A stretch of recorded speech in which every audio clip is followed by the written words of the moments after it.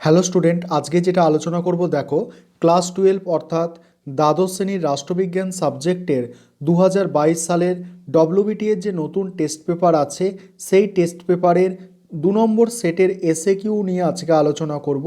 আবারও একবার বলে রাখছি যে ডব্লিউবিটি এর যে নতুন টেস্ট পেপার আছে সেখান থেকে রাষ্ট্রবিজ্ঞান সাবজেক্টের 2 নম্বর সেটের এসএকিউর অ্যান্সার নিয়ে আজকের ক্লাসে আলোচনা করছি তোমাদের।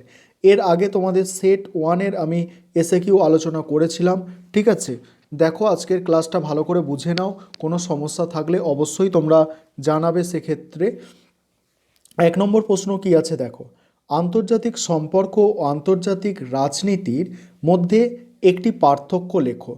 দেখো, আন্তর্জাতিক রাজনীতি বিশ্বের বিশ্বের বিভিন্ন বিভিন্ন এটা দেশের হবে, ঠিক আছে? আন্তর্জাতিক রাজনীতি বিশ্বের বিভিন্ন দেশের রাজনৈতিক দিক নিয়ে আলোচনা করে।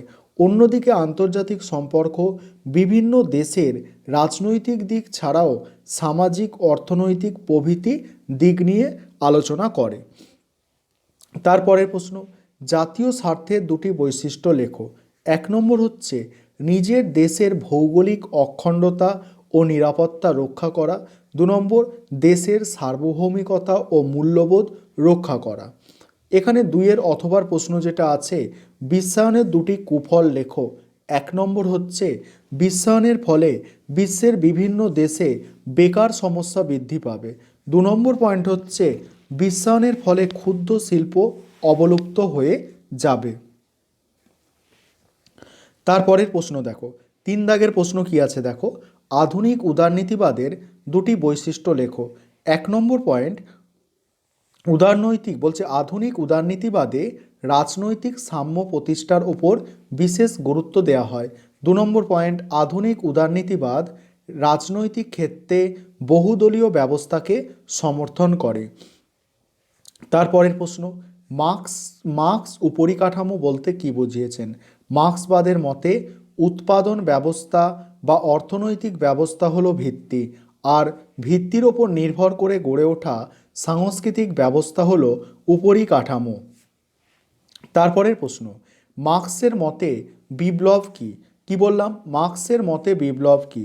মার্ক্সের মতে বিপ্লব হলো এমন একটি সামাজিক অবস্থা যার মাধ্যমে পুরনো সমাজ ব্যবস্থার পরিবর্তে নতুন প্রগতিশীল সমাজ ব্যবস্থা প্রতিষ্ঠিত হয়। তারপরের প্রশ্ন দেখো, পরের প্রশ্ন আছে বিচার বিভাগের স্বাধীনতার একটি প্রয়োজনীয়তা উল্লেখ করো। অ্যান্সার হবে রাষ্ট্রের জনগণের স্বাধীনতা রক্ষার জন্য একটি নিরপেক্ষ ও স্বাধীন বিচার ব্যবস্থা থাকা একান্ত প্রয়োজন। নেক্সট প্রশ্ন, 6 দাগের প্রশ্ন, দ্বিকক্ষ বিশিষ্ট আইনসভার পক্ষে একটি যুক্তি দাও।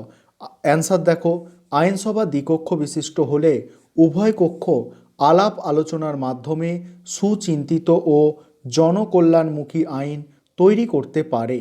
অথবার প্রশ্ন দেখো, অর্পিত ক্ষমতাপ্রসূত আইন কাকে বলে? আইন বিভাগ কর্তৃক অর্পিত ক্ষমতার ভিত্তিতে শাসন বিভাগ যে আইন রচনা করে তাকে অর্পিত ক্ষমতাপ্রসূত আইন বলে। নেক্সট প্রশ্ন, আইনসভার প্রধান কাজ কি? আইনসভার প্রধান কাজ হচ্ছে আইন তৈরি করা। তারপরে অথবার প্রশ্ন আছে 7-এর, সেখানে কি বলা হচ্ছে, সরকারের কোন বিভাগকে আইনের ব্যাখ্যাকর্তা ও রক্ষাকর্তা বলা হয়? অ্যান্সার হবে বিচার বিভাগকে। তারপরের প্রশ্ন দেখো, ক্ষমতা স্বতন্ত্রীকরণ নীতির মূল প্রবক্তা কে? তাহলে এখানে অ্যান্সারটা কি হবে দেখো, অ্যান্সারটা হবে মন্তেস্কু। তারপরে প্রশ্ন, রাষ্ট্রপতি রাষ্ট্রপতির বিল বাতিল করার ক্ষমতাকে কি বলে? ভিটো বলে, ঠিক আছে? ওখানেই অর দিয়ে একটা প্রশ্ন আছে, ভারতের প্রধানমন্ত্রীর যে কোনো দুটি ক্ষমতা উল্লেখ করো।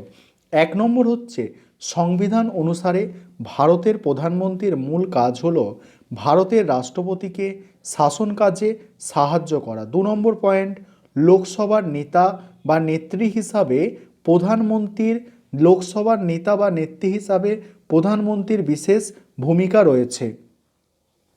তারপরে দেখো পরের প্রশ্ন, ভারতের মন্ত্রিসভার দুটি কাজ লেখো। 1 নম্বর হচ্ছে মন্ত্রিসভায় আলাপ আলোচনার মাধ্যমে কোনো বিল আইনে পরিণত হয়। 2 নম্বর পয়েন্ট, মন্ত্রিসভায় বাজেট পেশ করা হয়। তারপরের প্রশ্ন, অর্থ বিল সম্পর্কে চূড়ান্ত সিদ্ধান্ত গ্রহণ করেন কে? অ্যান্সার হবে লোকসভার স্পিকার। কি বললাম? অ্যান্সার হবে লোকসভার স্পিকার। তারপরের প্রশ্ন, ভারতের অঙ্গরাজ্যের আইন বিভাগের গঠন কীরূপ? বিধানসভা, বিধান পরিষদ ও রাজ্যপালকে নিয়ে আইন বিভাগ গঠিত হয়। তারপরের প্রশ্ন, দৃষ্টি আকর্ষণীয় প্রস্তাব কখন উত্থাপন করা হয়? সংসদের মুলতবি প্রস্তাব উত্থাপন করার সময় দৃষ্টি আকর্ষণীয় প্রস্তাব উত্থাপন করা হয়। তারপরের প্রশ্ন, ভারতের মৌলিক অধিকার বলবৎ করার জন্য যে কোনো দুটি লেখর নাম উল্লেখ করো। একটা হচ্ছে পরমাদেশ আর একটা হচ্ছে বন্দি প্রত্যক্ষীকরণ।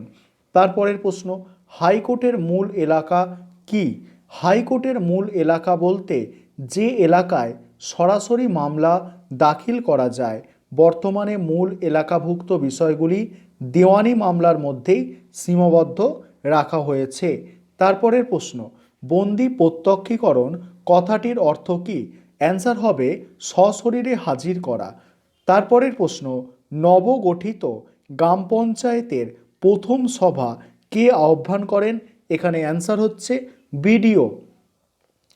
এখানে অথবা দিয়ে একটা প্রশ্ন আছে, গ্রাম পঞ্চায়েতে বর্তমানে মহিলাদের জন্য কত আসন সংরক্ষিত আছে? 50%। এইরকমভাবেও লিখতে পারো বা বানান করেও শতাংশ লিখতে পারো। তারপরের প্রশ্ন, ব্লক সংসদের প্রধান কাজ কি? 1 নম্বর পয়েন্ট, ব্লকের অন্তর্গত বিভিন্ন উন্নয়নমূলক পরিকল্পনা ও প্রকল্প গ্রহণ করা। 2 নম্বর, ব্লকের অন্তর্গত গ্রাম পঞ্চায়েতের বাজেট পরীক্ষা ও অনুমোদন করা।